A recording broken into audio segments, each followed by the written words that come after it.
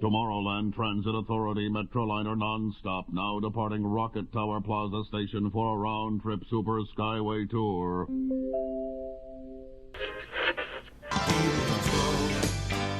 Here we go through the universe of energy. Please stow all carry-on items in the under-seat compartment. For your safety, remain seated with your seatbelt fastened during your flight and watch your children.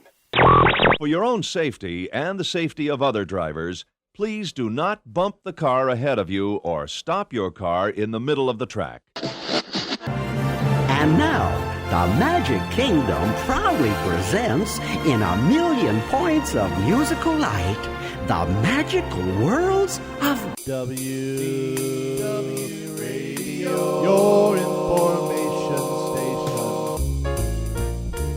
Hello, everybody, and welcome to the WDW Radio Show, your Walt Disney World information station.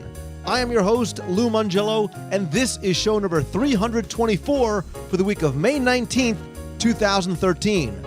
I'm here to help you have the best possible Disney vacation experience and bring you a little bit of Disney magic wherever you are with this podcast, my videos, blog, live video broadcasts, in-person events, my Walt Disney World trivia books, CDs, and more. You can find everything over at WDWRadio.com. And while you're there, please take a moment to visit the site and answer our brief WDW Radio listener survey to help me improve the show, the site, the events, and your overall experience. All your answers are anonymous, and the survey can be found at WDWRadio.com/survey. So some of Walt Disney World's finest details, beauty, and story can be found not necessarily in the attractions themselves, but even before you step inside. Clearly visible, but often overlooked for just how wonderful they really are, this week we want to share with you our top 10 attraction signs in Walt Disney World.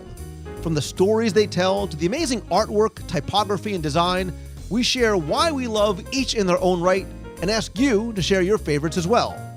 I'll then have the answer to our last Walt Disney World trivia question of the week and pose a new challenge for your chance to win a Disney prize package.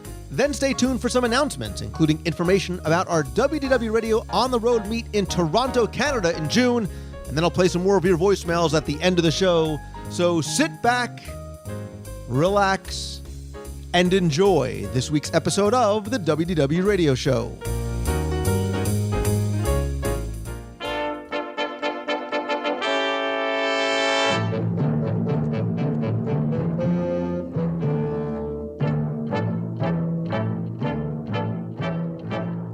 Whether you're a first-time visitor or seasoned veteran of the parks, I think it's so important to always slow down, dare I say even stop, and appreciate the details, big and small. And sometimes you don't really have to even look very hard because some of the best details are right in front of you in plain sight.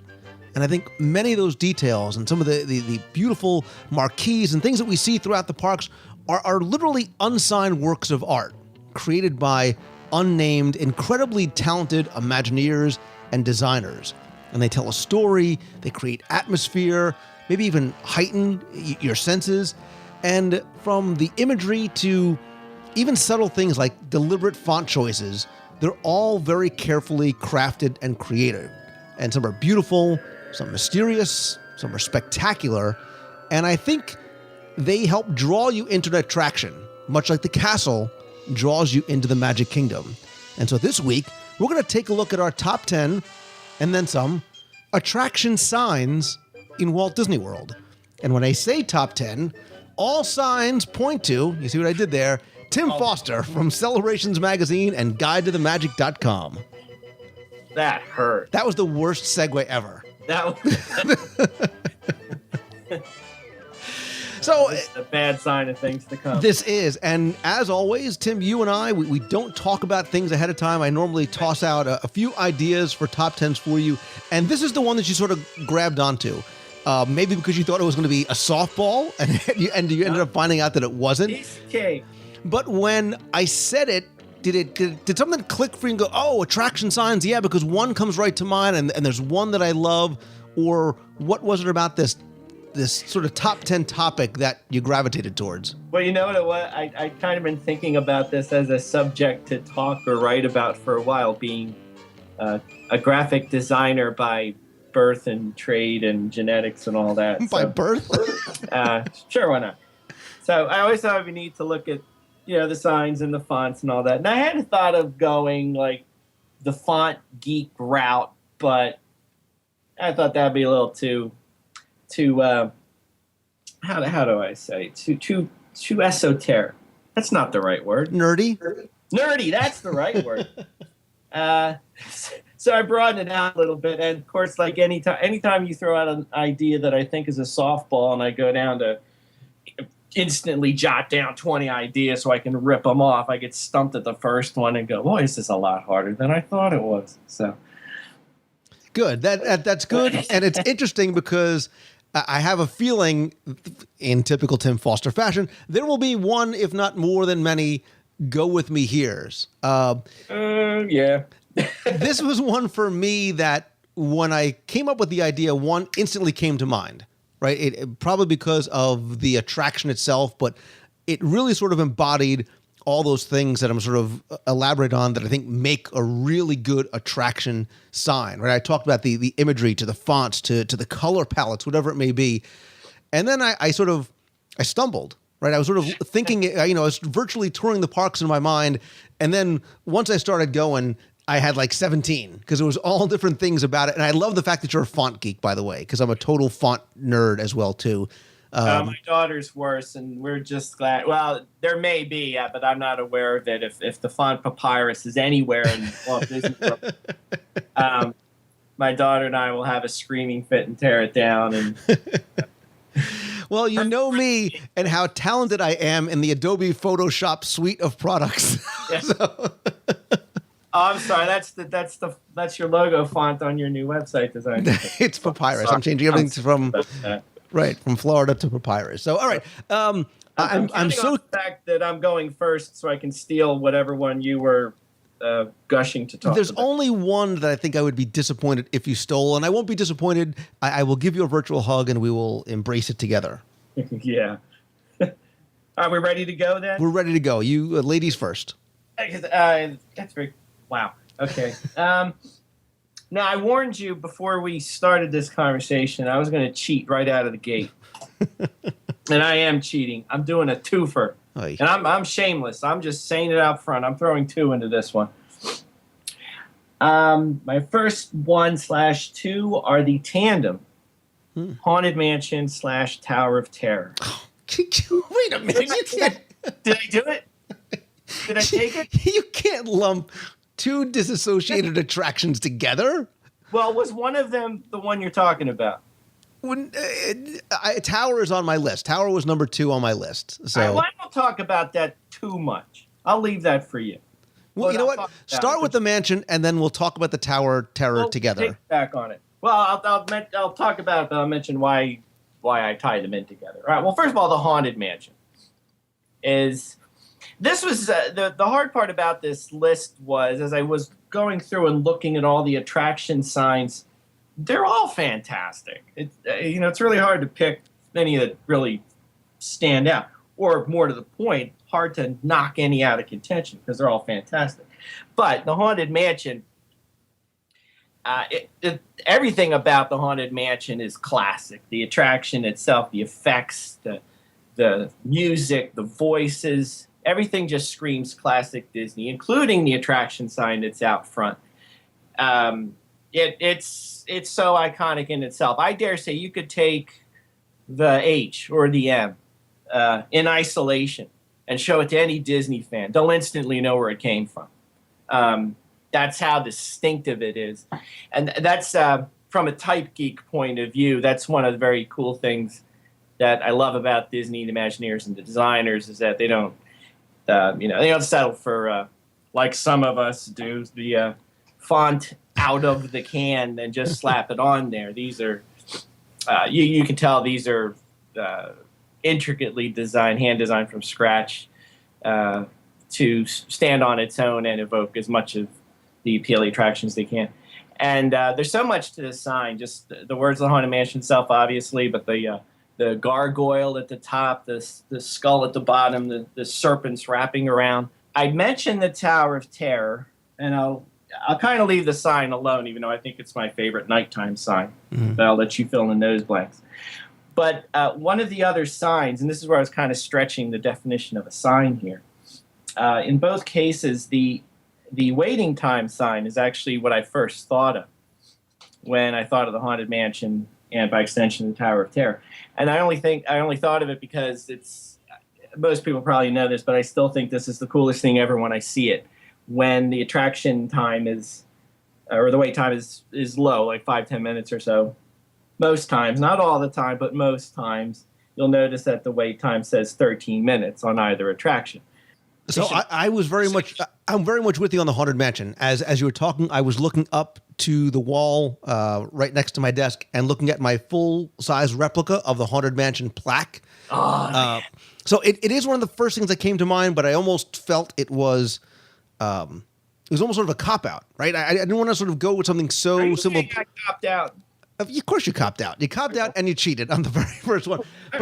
But you're right about it being so iconic in sort of especially in the Disney culture, right? You can see the silhouette of it. You see one of the letters. You're right. You very much recognize what it is. And I sort of get your very loosely tied connection to the Tower of Terror, which was number 2 on my list because I love it for a lot of different reasons, right? I like the fact that it's meant to look as though it's a vintage sign, right, from the 1930s. It's weathered, it's aged, it's patinaed but like you, I love how it comes to life, right? It changes through the use of technology that you're probably familiar with, maybe seeing in the pavement or over in Epcot Center in Future World.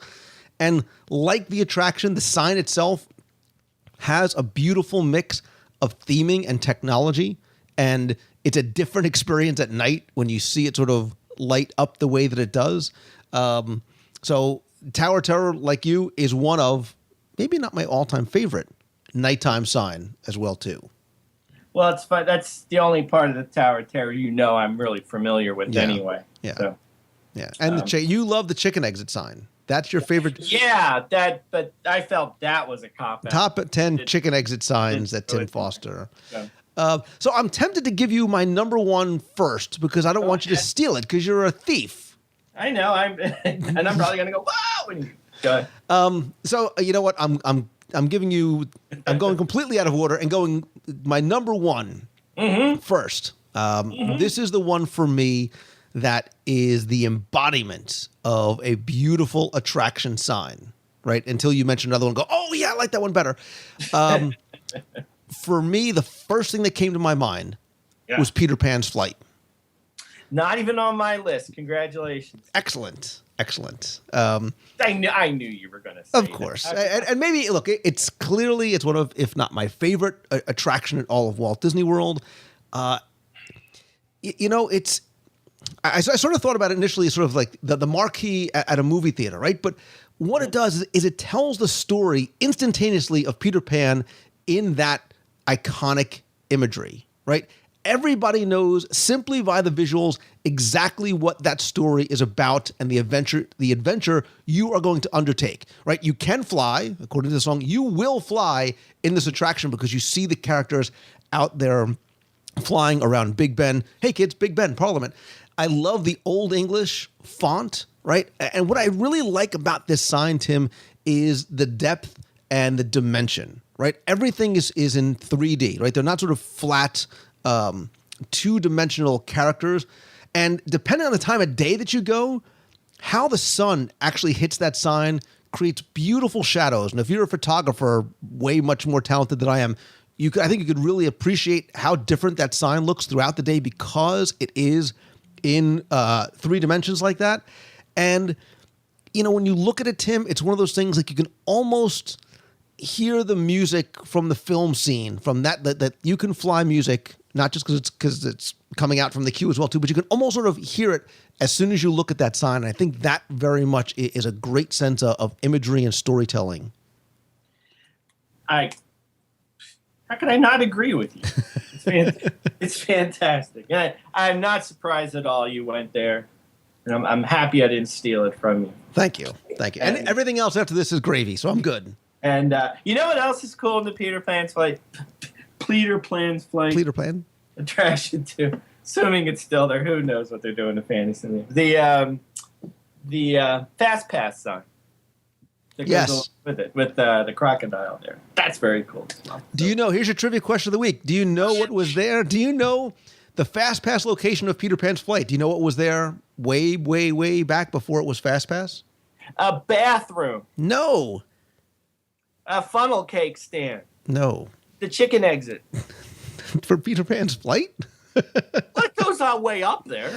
It was Welch's Troubadour Tavern. Get out of here. You get out of here. Move on to your next That's 6. fantastic. I like that. Number 2. I kind of was suspecting you were going here. Far as attraction signs themselves that I think are really speak to the attraction itself, I don't think it gets much better than Pirates of the Caribbean. Classic. Listen, it's an easy one, right? It's easy. It's classic. It's iconic. It's very, again, talk about storytelling. I'm with you. I can tell you copped out when you took Peter Pan. So. Well, but there's more. The Pirates of the Caribbean sign, of course, what I'm talking about is the one out front of the attraction with the ship's mast and the crow's nest and the skeleton and the relatively new black sail a la the Black Pearl and so forth. Really notable is a fantastic photo op in Adventureland, well, in the Magic Kingdom as a whole, whether it's daytime or nighttime. Again, it's like Peter Pan's flight sign. It's not just a board painted with Pirates of the Caribbean entrance this way. It's a fully 3-dimensional attraction in its own right. But again, the Pirates of the Caribbean sign itself, probably the most detailed, biggest, fantastic attraction sign in pretty much all the Magic Kingdom, I would think. Certainly the tallest, I suspect. Right, and that's where I was going to go with this, because like something else I'm going to talk about later, it sort of acts as that visual weenie, right? Like I talked about before. So as the same way the castle is that carrot that draws you into the Magic Kingdom, you see that Pirates of the Caribbean sign as you start to sort of get past the Swiss Family Treehouse. It very much draws you to that attraction. You know instantaneously what that is without having to even read the sail. It's tall, it's broad, it's very, very eye-catching from where it is. And I think what this does, Tim, is what some of the other signs do, is it almost begins the queue outside the attraction, right? Because it's not just a sign; it's visual, it's props. Now with this new, Adventureland game that very much ties in Pirates of the Caribbean, I think even more so, the Pirates of the Caribbean experience is beginning outside the attraction. First by what you see there, now with this game, and then certainly as you start to walk into the very detailed queue, that is actually going to seg me, really. That's a contraction between. That's right. Seg me means segue me into the next one on my list, because it is one that I think when you see it from the outside very much gives you a hint of what you are going to see inside the queue. And I'm heading over to or back to Disney's Hollywood Studios and Pixar Place, Toy Story Midway Mania, right? And I went here because as I was sort of virtually touring the parks in my mind, this one sort of very much struck me because the sign is very big, it's very broad, it's very bright and colorful, and instantaneously it evokes images of childhood nostalgia, right? This is very much in my wheelhouse age range wise, right? But look, everybody instantly remembers or at least knows of the building blocks and the Tinker Toys and the crayons and the barrel of monkeys and the little Parcheesi, icon, the kite string, the dice, the playing cards, the Lincoln Logs, whatever it may be. And that really gives you a hint of what you're going to see inside the queue, right? It's sort of almost like a movie trailer. Because when you get into that queue, you know the queue is full of those same types of props and imagery, right? Even the Fast Pass sign, I like it looks as though, remember, you're walking into Andy's room, right? You're walking into Andy's sort of toy chest, and it looks like Andy wrote that sign and he taped it up there and it's in his crummy handwriting. So it's really, really well themed and well done on the outside.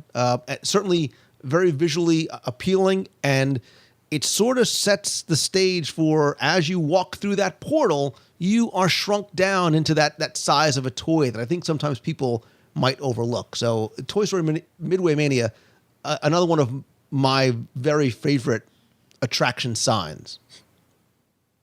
I feel so tiny.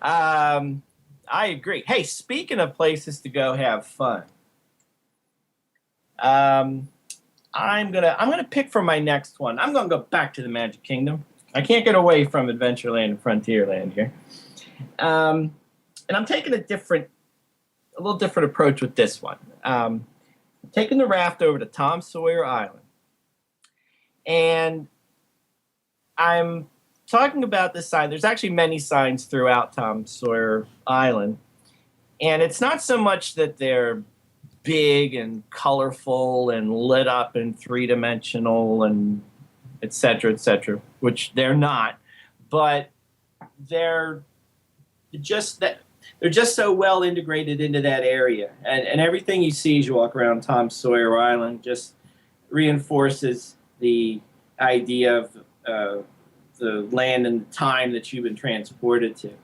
and they're all of course they're handmade, but hand painted signs filled with misspellings and improper grammar, but again, it all reinforces the idea that your kids walking around carefree in the open wilderness, taking your chances, going on adventures, and all that sort of thing.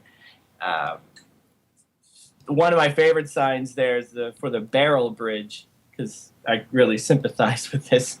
At the entrance of the Barrel Bridge, it tells you Tom and Huck's way is this way, over the bridge, and it says the other way is, in the other direction on the safe path, which should way Tim's way, because that's the way I always go. But the other sign that I wanted to point out on Tom Sawyer Island too is the sign at Harper's Mill, which not only just reinforces the feel of what's there with the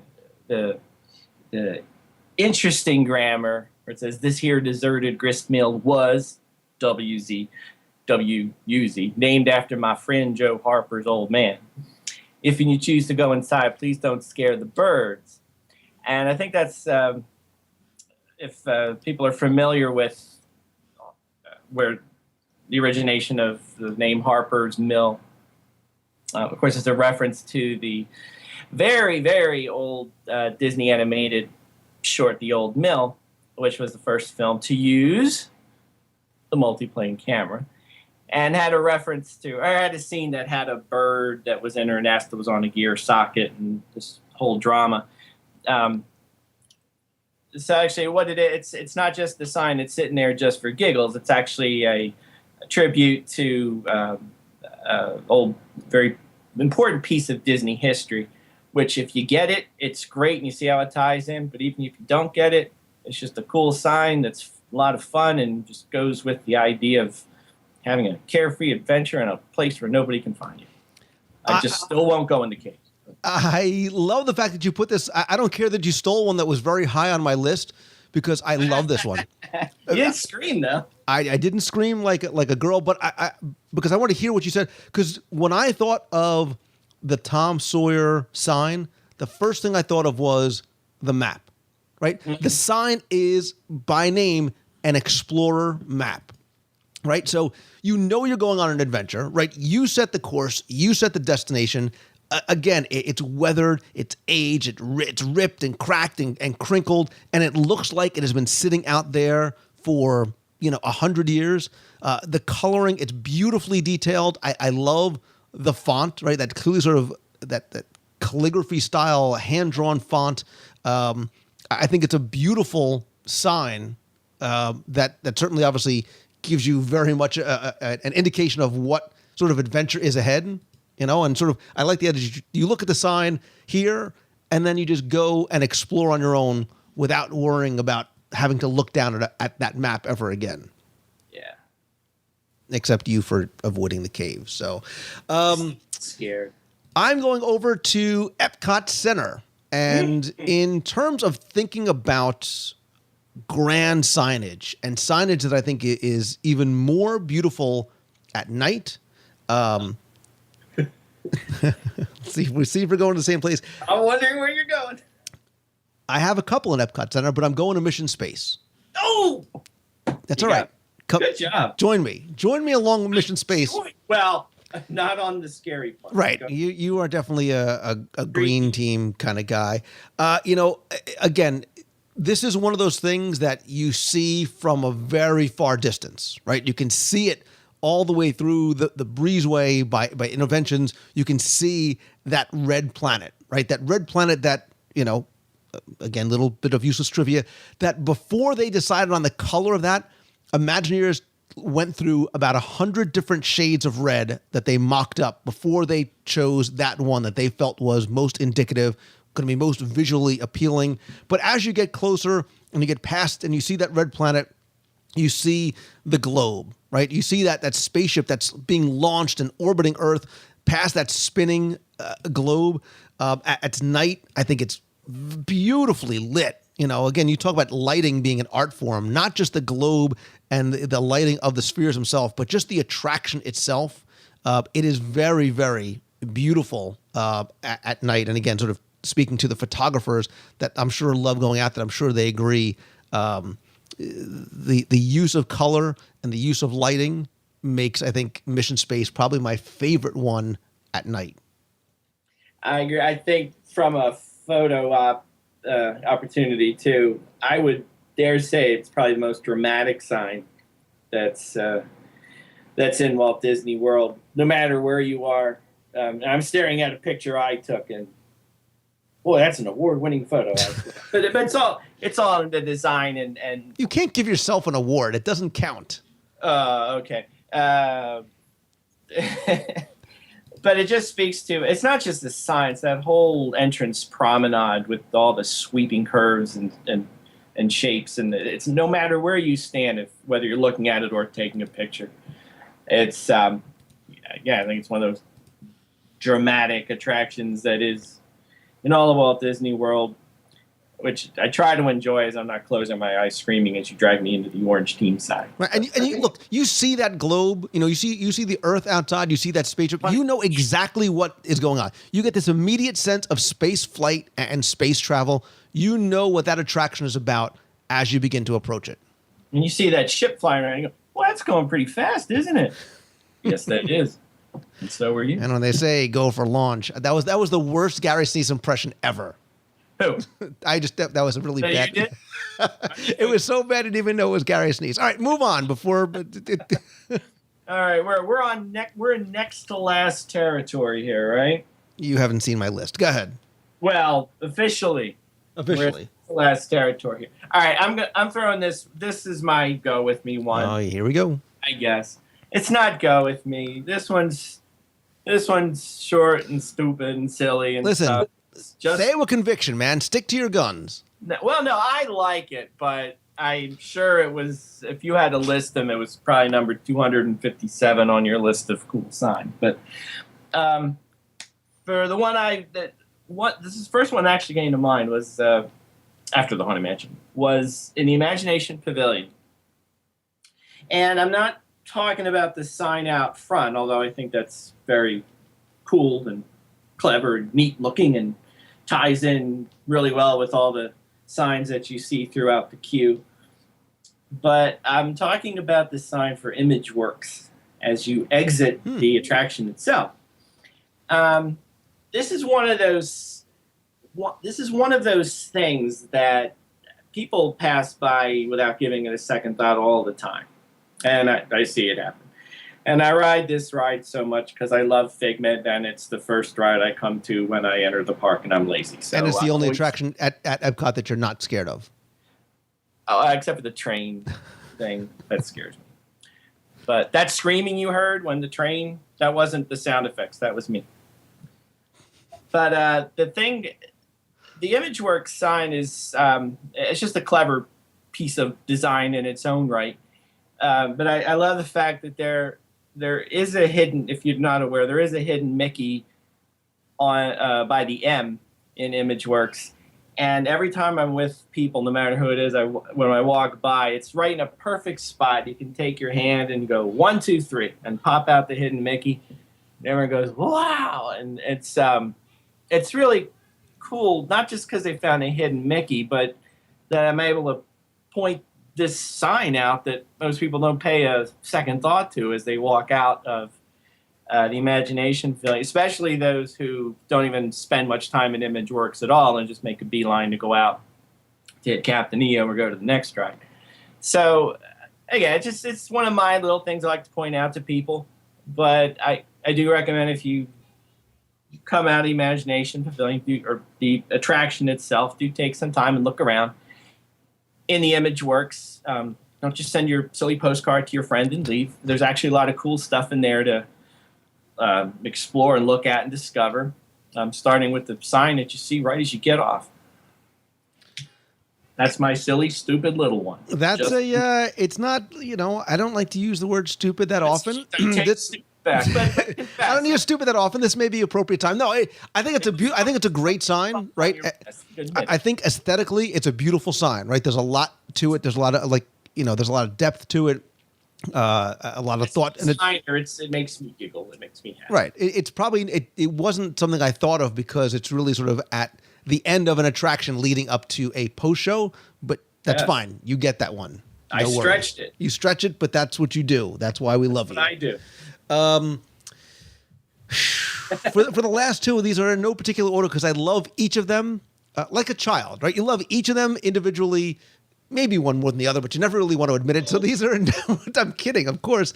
I'll stay in Epcot. I'll stay in Epcot for now. And I'm going to go to the opposite side of the park. We go from the very scientific, calculated, very deliberate angles and ends to something that's much more free-flowing, much more natural.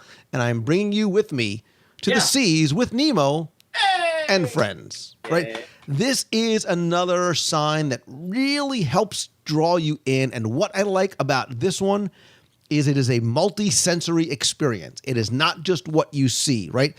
What I like about this too is, again, you've got that very familiar Finding Nemo movie font and imagery and iconography and colors, but you also have these beautiful natural elements, right? You've got the rock work, the water. I'm a sucker for water. I love the water. I love the sound and the visuals of the waves crashing.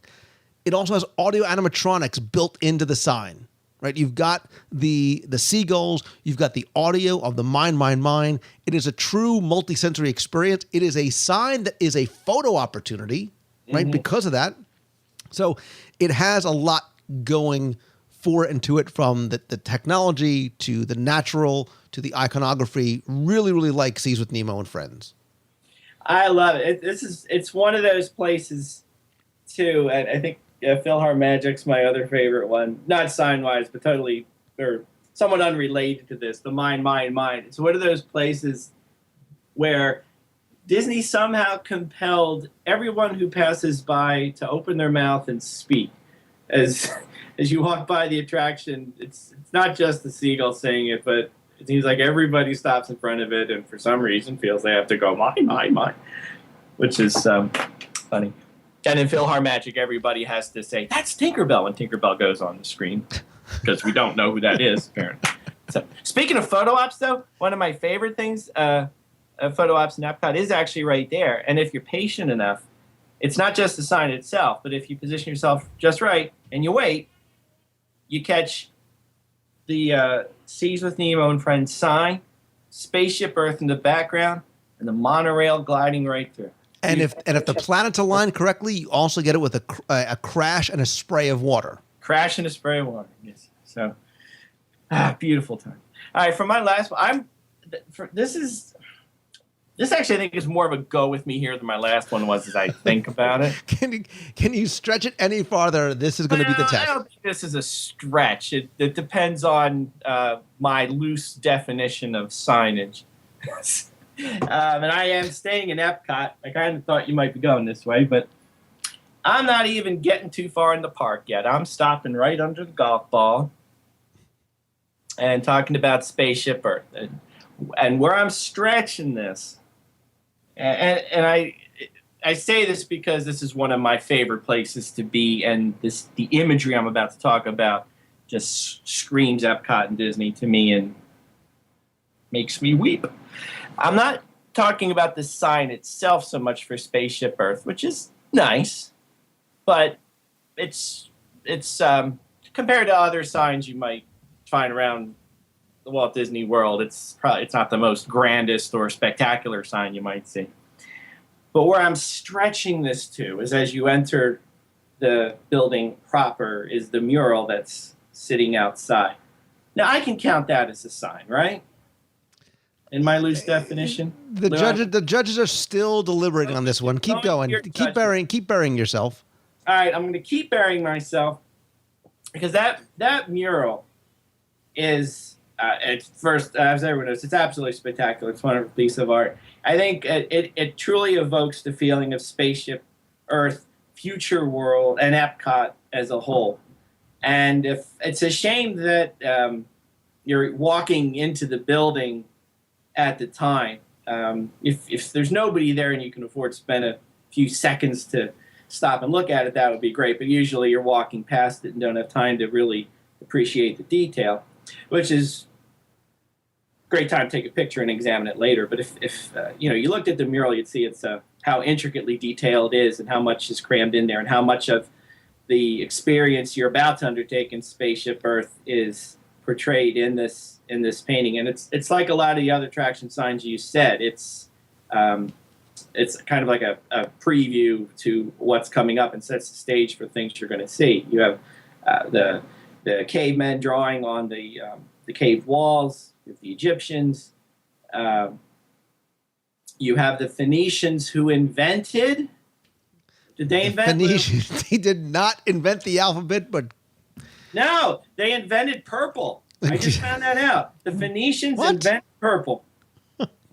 They invented purple because they trade. This is totally off the wall here. I found out they traded violet purple dye with the Greeks, and they were the only ones who had it. And the word Phoenician actually comes from a Greek word that meant purple. Really? I think you're just making this up. This is just nonsense. I'm not making it up. Dame Judi Dench told me.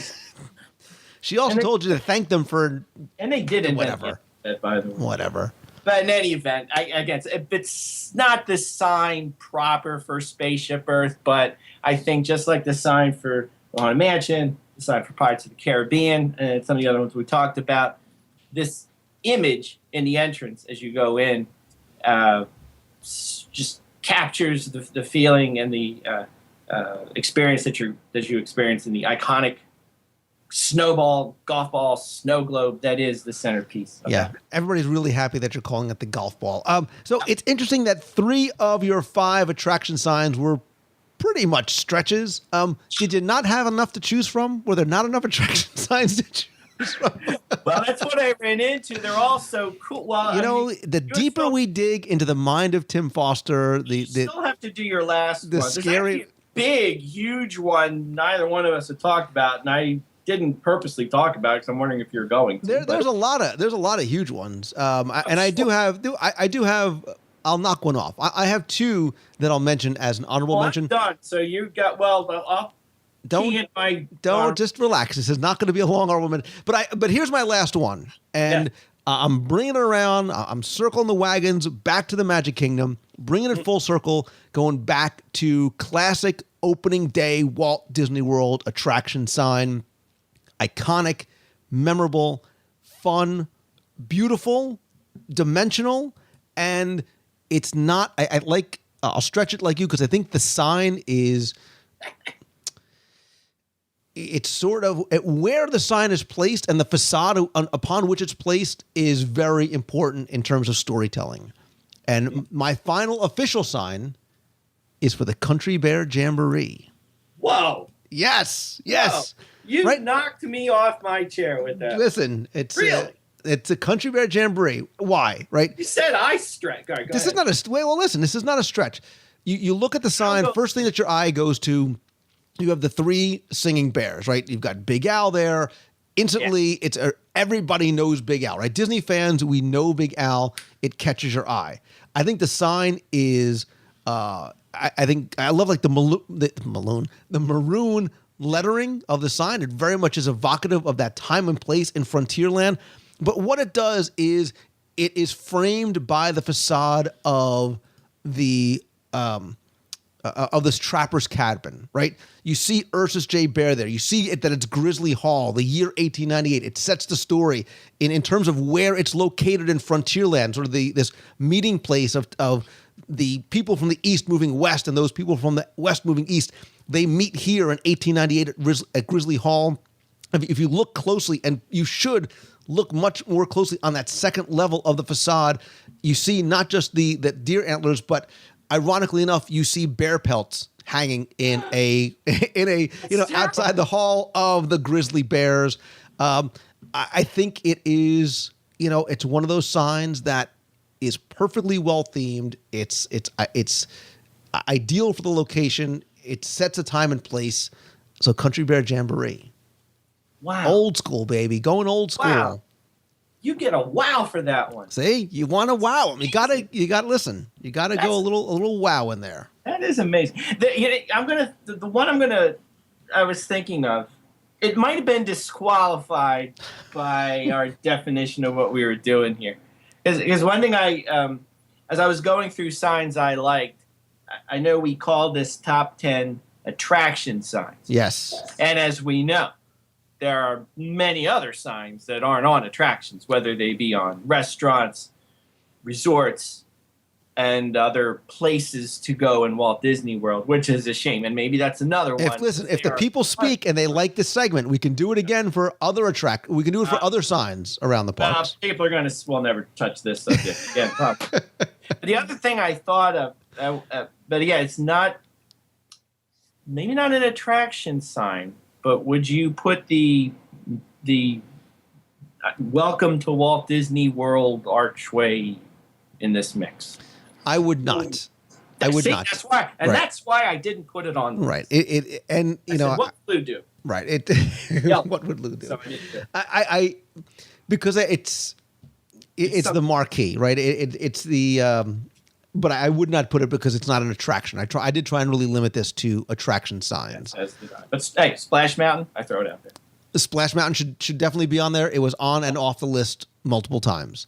As was both Dumbo and the Barnstormer in Storybook Circus. Interesting. I love the circus feel. They're so well themed. They're lit. I love the fact that the Barnstormer the Barnstormer signs, plural, right? There's the sign as you enter the queue, which if you turn around and look back, it looks as though they used wood from the old Goofy's Barnstormer attraction, which I love.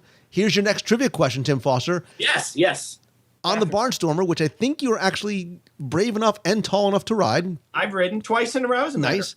You know that the Barnstormer crashes through what appears to be a billboard, right? Which I consider part of the signage. That sign has a tribute to two extinct Walt Disney World attractions. What are they? That would be Horizons and the Communicore Nerve Center. I don't even know who you are anymore. You know what? I'm not going to give you the answer. I won't give you the answer. 20,000 Leagues Under the Sea. The first person to email me the answer, the Barnstormer billboard, has a tribute to two extinct Walt Disney World attractions. What are they? Email me, lou@wdwradio.com. First one to email me gets a mystery ticket and a prize package, and I'm probably going to send him a Celebrations magazine too, just because why not? Well, wait, I'm going to look it up then so I can get my own. And the last one I want to put on there is an attraction sign that I think is beautiful, but probably overlooked by 90% of the guests that go to the attraction. Because this attraction does not need an attraction sign. And where it's located, in between the entrance, which is so beautiful and well-themed that you're looking around trying to take it all in, and the Fast Pass, where everybody's running to try and get their Fast Pass so quickly, you almost sort of run past this sign to get to the attraction or get to the shop or just take in the area, and it's Expedition Everest. Oh. The giant rock, again, you talk about, typeface. I love the Expedition Everest font.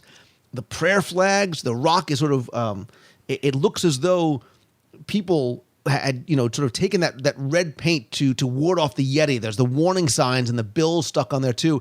It looks like it's something you would see if you traveled to Nepal. Not that I ever have, but we know Disney has. That looks like it's something that it would be authentic to that region, just like the entire facade and queue is. And when I said it's an attraction sign that they don't need, because the mountain itself, the audio screams of the people going down that hill, that is what draws people over to that side of the park. You don't even need the sign there itself to know where you're going. Or sends them running to the safety of the Maharaja Jungle Trail. If you would be Tim Foster. In my sense, which also has beautiful signage, as does Cali River Rapids.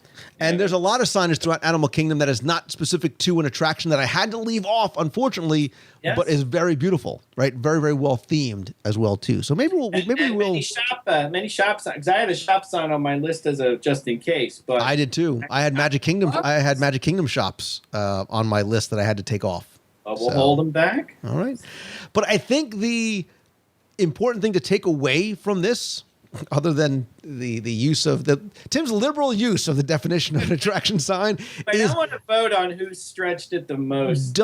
I guess my sage advice is don't rush into the attraction. It's okay to rush to it, but don't rush into it. Right? There's a lot to take in outside, even something that seems as simple and innocuous, but often very beautiful, like an attraction sign, right? Look at the details in the exterior and look at the details in the signs themselves. Appreciate the beauty and the detail and the color and the story of these, many times, like I said earlier, pieces of art. But more importantly, Tim Foster, I want to hear from the people who are listening, what is their favorite Walt Disney World attraction signs? Which ones are they screaming in their cars, on the treadmills, at their office cubicles, or in the bus on the way to school? What attraction sign are you going, my God, Lou and Tim, how have you not included blah on? Email me. You rambled on for 20 minutes about the ImageWorks sign. You mentioned this. Are you kidding me? So what I want you to do is a couple of things, right? However you like most. If you go to WDWRadio.com, click on the podcast, click on this week's show. That'll bring up the show notes. There you can find not only links to places like Celebrations Magazine, but you can comment there, right? Share your thoughts about what your favorite attraction sign is. Commenting there, not your thing? Fine. Come on over to Facebook. I post links over on Facebook. Comment there, share it there, or tweet me. I'm at Lou Mongello. Say, Lou, you idiot. My favorite attraction sign is this in 140 characters or less. And then when you're done doing all that, only after you're done doing that, then I want you to go to celebrationspress.com, send Tim a virtual hug, subscribe or order back issues, or more importantly, Tim, get the digital version of Celebrations Magazine. More, dare I say, more beautiful than ever. Thanks. It's even more beautiful digitally. Oh, there you go. Which, by the way, like you, you're more beautiful digitally. Thanks. By the way, which I don't know if I've said, and I don't know if we've mentioned this or publicized it enough. It's on the iPhone and iPad, of course. It is also on the Kindle for you Kindle folks out there. Wow. We just got it on the Kindle, so. Is the what about Palm Pilot? Palm Pilot coming soon? Get the word out there. No, it's not there. It's not on the BlackBerry. It's not on your Apple Newton. Apple Newton. Apple Newton. No. But Android is apparently around the corner, but Kindle is available. I'm waiting for it on my Motorola StarTAC and my TRS 80. Yeah. And they should also go to guidetothemagic.com too and check out all the beautiful magic that Tim has going on there. Yeah. And come back to the show again too, Tim. We've got many, many more top 10s and then some coming up in the future. So I look forward, again, my friend, to sharing top 10s. More importantly, to sharing some of your very interesting takes on Disney next time you're down at Walt Disney World. All right, signing off. Oy. That was terrible. That was worse than mine. I apologize to everyone for that.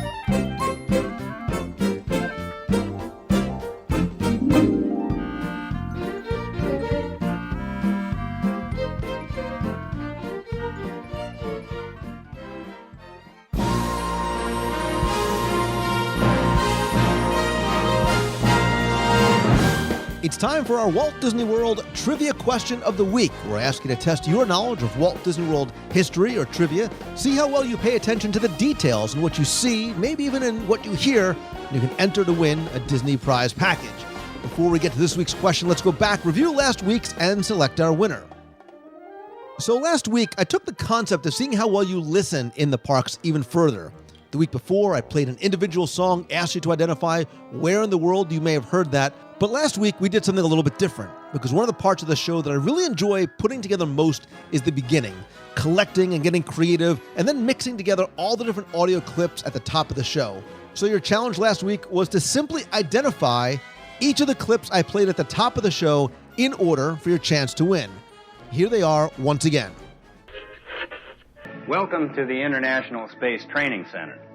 You're here today to train for the greatest adventure in the history of mankind, the exploration of deep space.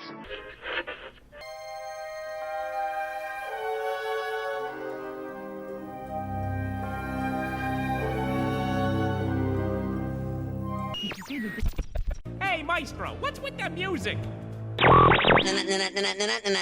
Hello, hi there. Welcome to my park. How you doing? Okay, the director's ready. Talent's ready. Cue the opening. And again, thanks to the hundreds of you that answered all these correctly. They were, in order, the introduction to Mission Space with your Capcom Gary Sinise. Second was the Indiana Jones Epic Stunt Spectacular at Disney's Hollywood Studios. Third is from Festival of the Lion King at Disney's Animal Kingdom. Fourth is from the pre-show of Muppet Vision 3D. And the fifth, this was a tricky one, this is from Sounds Dangerous, which, as you know, is closed over at Disney's Hollywood Studios. So again, thank you, congratulations to everybody who entered. You were playing for all 6 of my audio walking tours of Walt Disney World, a WDW Radio luggage tag and a button, and a prize package from Disney's Monstrous Summer. And last week's winner is Maria Ash. So Maria, congratulations. Please send me your address. I'll get your prize package out to you right away. If you played last week and didn't win, I appreciate you entering, but don't worry, because here's your next opportunity to enter in this week's Walt Disney World Trivia Challenge. So my favorite show, I think, in all of Walt Disney World is the American Adventure and World Showcase in Epcot. And in that show, there are only 2 U.S. presidents in audio animatronic form that are depicted during their presidential term. Your challenge this week is simple. Just name one. Name one of the 2 U.S. presidents represented in audio animatronic form depicted during their presidential term in the American Adventure. This time, I'm going to give you 2 weeks to answer this one, so you have until Sunday, June 2nd at 11:59 p.m. to send your answers in to contest@wdwradio.com. You're once again playing for all the audio tours, a luggage tag, button, and a signed copy of my 2nd edition of the Walt Disney World Trivia Book. So good luck and have fun.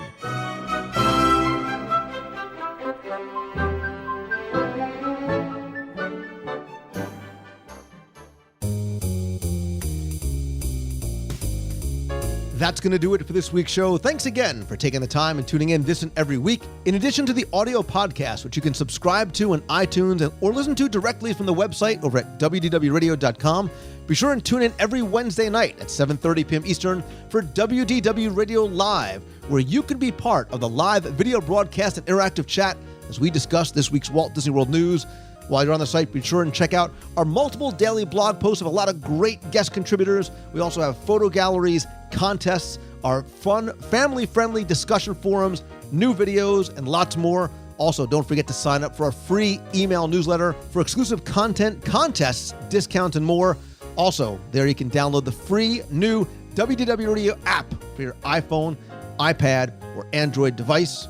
In addition to being part of the community on WDW Radio's forums, I'd love for you to connect with me over on Twitter. I'm at Lou Mongello, Facebook.com/Lou Mongello. You can subscribe to my profile there or like the page over at Facebook.com/WDW Radio. Also, if you have a question you want answered on the air, you can email me at lou@WDWRadio.com or call the voicemail, be heard on the air at 407-900-9391. That's 407-900-WDW1 with a question, a comment, even just a hello for the parks, anything at all. And as much as I love connecting with you guys virtually, nothing beats a handshake and a hug. That's why I have a number of events scheduled, including our Meets of the Month in Walt Disney World every month in the parks or around the resort. We have meetups. I want to thank everybody who came out to Disney's Hollywood Studios last weekend to kick off Star Wars weekends. The next meet is actually not going to be in Walt Disney World, but we're taking the show literally on the road as I'm heading up to Toronto to speak at TBEX, which is the Travel Bloggers Exchange, and we're going to have a meetup, our first sort of international on-the-road meetup in Toronto on Saturday, June 1st. It's going to be at 4:30 p.m. at the Hoops Bar and Grill. I have details about the location on the events page over at WDWradio.com. You can also RSVP and leave comments on the Facebook events page as well, too. The WDW Radio Meet of the Month in Walt Disney World is likely going to be on Saturday, June 15th. Stay tuned for details on location to be announced soon. Thanks, as always, to my partners and sponsors, including Mousefan Travel, who's my official recommended travel provider because it's who I've used for years. Becky Menken and her team of agents give you the best possible prices, all available discounts, all at no additional cost to you, whether you're coming out to Walt Disney World, Disneyland, Disney Cruise Line, Adventures by Disney. Her and her team of agents give you incredible service and make you feel like you're part of the family. Visit them over at mousefantravel.com. And if you want some Disney magic delivered right to your door or your digital device, again, visit celebrationspress.com to subscribe and order back issues. And as always, my friends, and you are my friends, whether we have met yet or not, all I ask is that if you like the show, please help spread the word. Let others know about it. Tweet out that you're listening. Come by, comment over on Facebook, share links there as well too, and please come by, rate and review the show over on iTunes as well. Very, very helpful, very much appreciated. And finally, and most importantly, I want to give my sincerest thanks to each and every one of you for taking the time out of your busy week to tune in, watch, email, connect with me on the social networks, and for allowing me to do what I do and share my passion for Disney with you in so many different ways. I'm incredibly grateful to all of you. And I want you to feel the same way about what you do each and every day. So never give up on something that you really want. It's difficult to wait, but it's much more difficult to regret. Thank you all again so very much. I hope you guys have a great week this week. So until next time, see ya. Hey, how's it going, Lou? My name is Brian Rainey. I'm from Kansas City, Missouri. And I usually call you from Disneyland. I make it out there every year if I can. But finally made it back to Walt Disney World here in Florida. But enough of that. I just wanted to tell you I'm sitting outside the rider stop, and I just had that carrot cake cookie that you talked so much about. And, man, that thing is awesome. I didn't think I'd eat the whole thing, but I ate the whole thing in about a couple of minutes. But I got to get another one. But anyway, I'm on my second day here. I got a few more days to go. And hope to see you soon.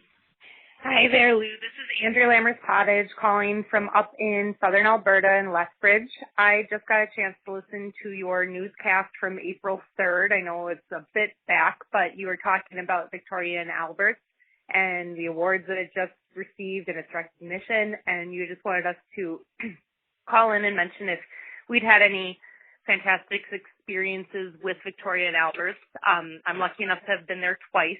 My two last visits, I went with my best friend back in 2010 in August, a couple months before I got married. And then I went with my mom back in 2011.